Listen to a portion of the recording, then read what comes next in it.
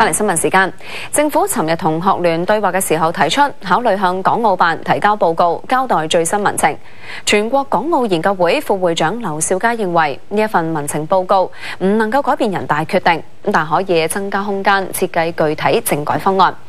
港大學者羅致光就勸學生退一步，否則本嚟得到嘅都可能失去。黃曉瑩報導。前中央政策組首席顧問劉兆佳話，以往一啲大型群眾運動，特區政府都試過向中央呈交報告、匯報民情，佢自己都參與過，一般唔會公開。但佢話今次呢份民情報告好難唔公開，即係肯定特區政府都好難喺份報告裏邊呢作出自我批評，或者佢唔能夠呢即係令到中央尷尬，肯定就對於人大常委會嘅決定呢冇影響。設計呢個具體嘅選舉辦法嘅時候呢，中央呢又可能願意提供更大嘅空間嚟到去增加嗰個人大框架裏邊的選舉過程中嘅民主部分。佢評估一份報告唔足以令學生退場。特區政府要用武力處理呢個問題呢，嗰度可能性越嚟越高。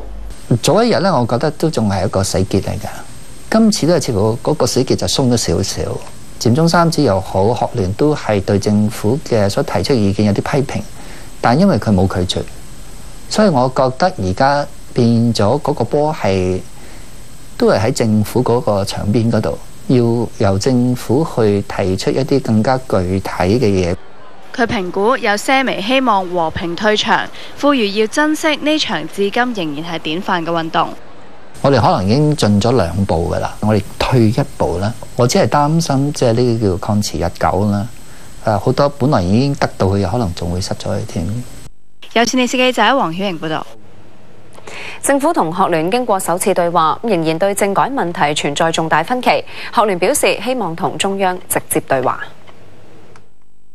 港府啦，不斷話將個波拋俾人大，話人大決議。咁佢有冇諗過嚟話真係揾啲官員即係同香港人對話？譬如人大委員長咁樣，我諗係啦，即係直接對話。唔係9月頭佢即係嚟，然之後對住嗰啲所謂界別嗰啲嘢，即係自己好似由上而下咁樣宣讀，而真係你市民係可以質問到佢嘅，叫佢回答你問題。政府官員就彈出嚟話：大陸唔得㗎啦，大陸唔得㗎啦，係咪真係唔得先？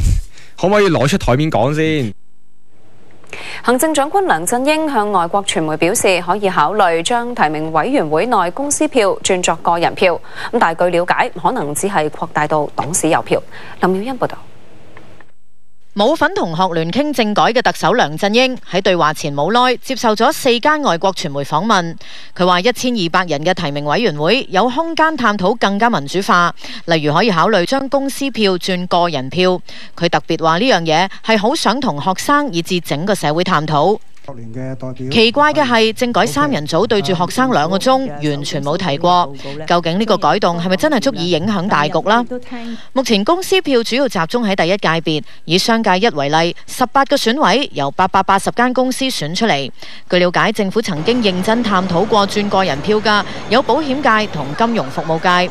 而所謂個人票，亦唔係新9組嗰種所有從業員都有票，只係將目前公司票1開幾，連公司董事、高級人員都有份，令界別選民人數由130人加到1000人左右。咁究竟特首向外國記者標榜嘅個人票係咪即係董事票啦？抑或真係有意擴大到從業員人人有票啦？特首辦冇講清楚。講到佔領行動，梁振英話佔領者對點樣肯撤退全無共識，社會已經越嚟越冇耐性。佢話中央冇就幾時同點樣清場下達指示。有線電視記者林妙欣報道。